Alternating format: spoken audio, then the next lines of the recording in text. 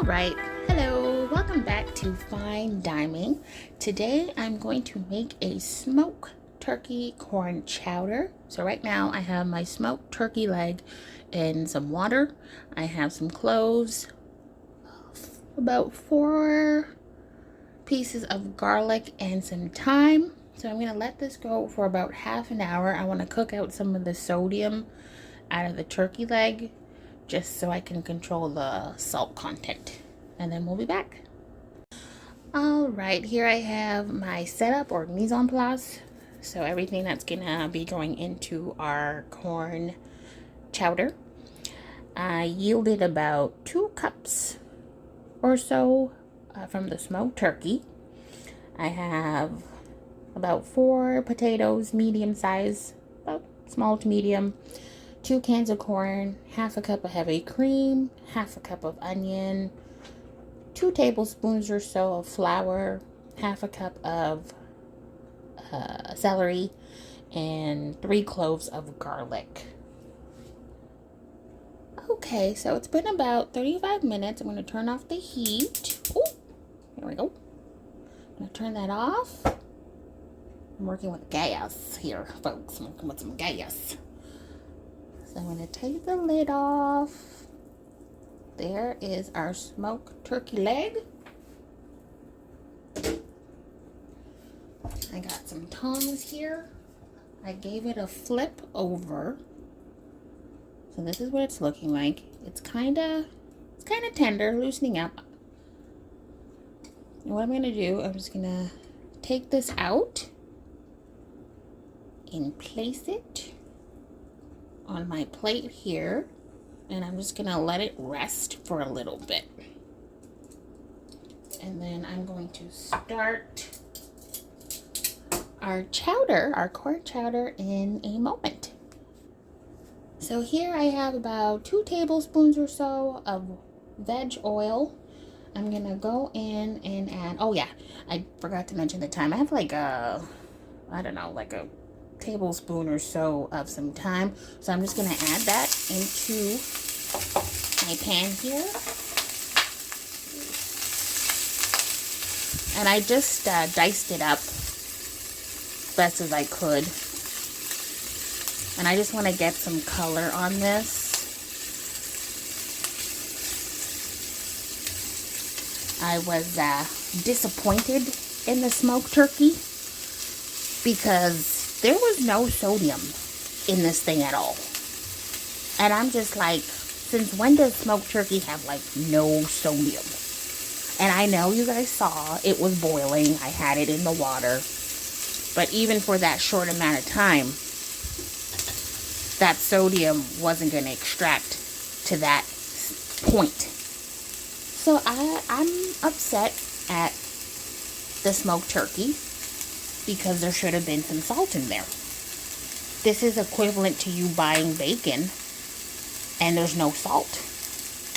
You know, it wasn't like the smoked turkey said there was no sodium or low in sodium.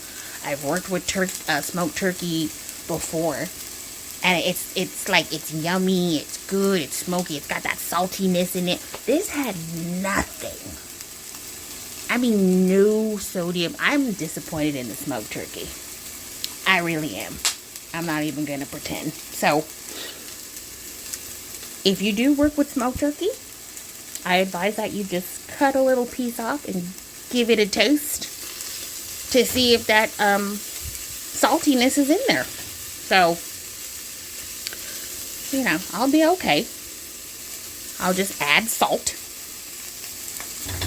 because, you know, feeling a little salty. And I'm just going to let this get some color, and we'll be back. Okay, so I have a little bit of color working. I'm going to add my onion.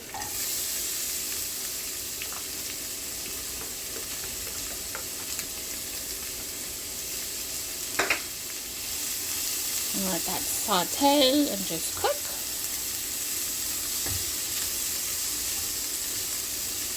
I did add some salt to my saltless smoked turkey. I did. So I'm just gonna let those onions sweat out.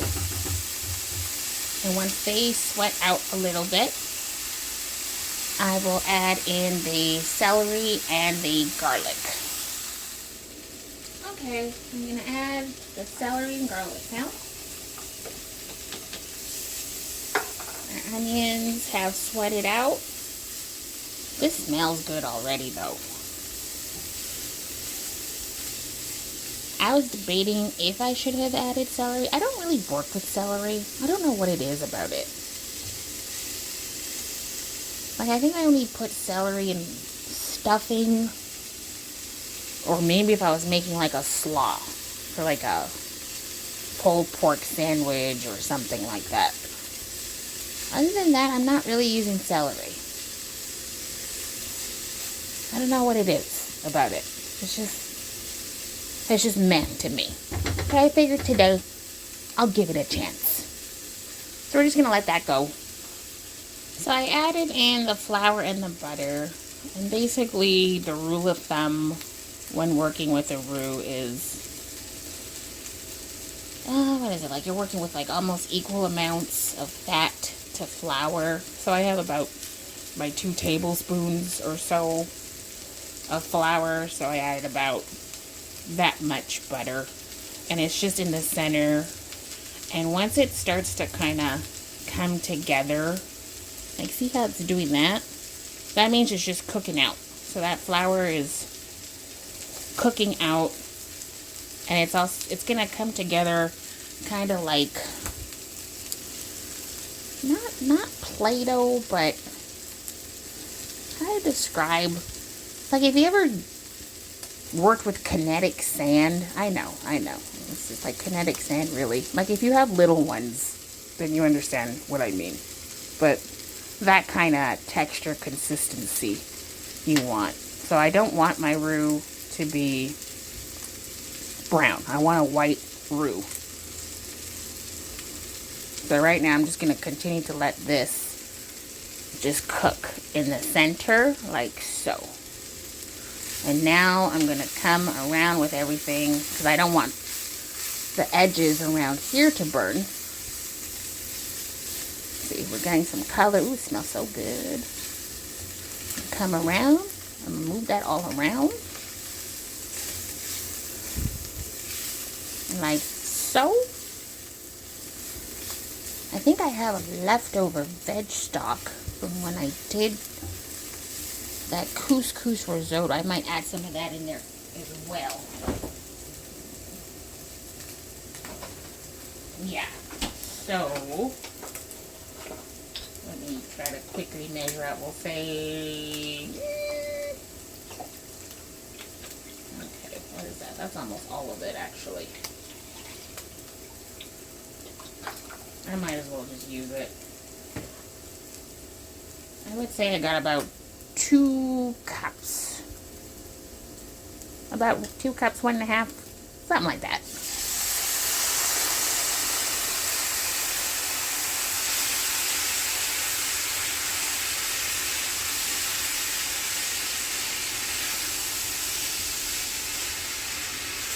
And I'm slowly adding in that veg stock that I have. And I'm just going to let it come together with the flour that we have in here. Now I'm going to go in with the rest. Do the same thing, just move it around.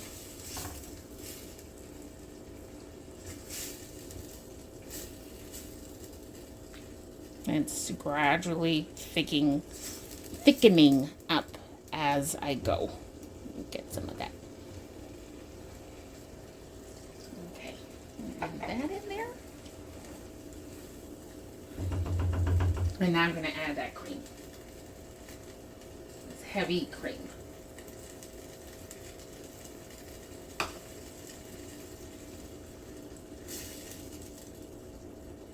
And this too will also help thicken our chowder.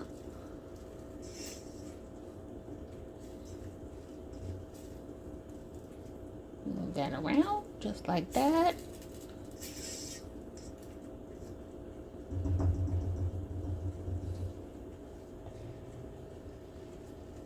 And I'm also gonna add in the corn at this stage. I did leave some of the liquid in one of the cans that I'm using.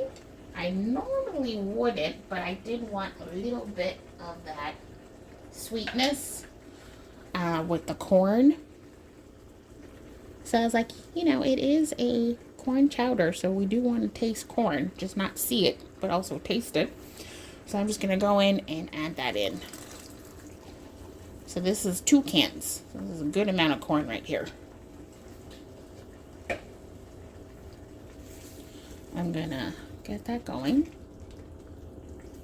Like so. And then I'm going to turn down the heat.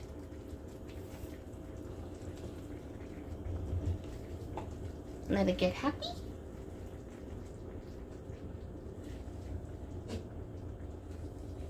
And then I will add the potatoes after. Here we are with our chowder. What I did was I ended up putting in the potatoes pretty much soon after from the last time. And they are now pretty much cooked. So I can break them apart. I don't want to overcook the potato because, I mean, we're not making mashed potatoes in here or anything like that. So the potatoes are soft. The chowder here is quite thick. I think it's going to need some more liquid though. So I will probably add some, maybe I'll add some milk or maybe some water in here.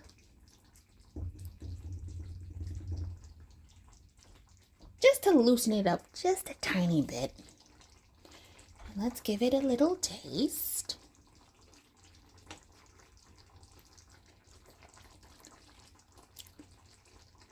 That's delicious. That is good. That is really good. Okay, I'm gonna give this like a couple more minutes and then I will be back with it plated up. All right, guys, this is the final plating of our delicious smoked turkey corn chowder, because it is delicious. And all I added at the end was just some green onions or scallions, depending on how you want to say it, on top. And I am gonna go eat. I'm excited. It smells good. It looks good. It's tasty. Bye.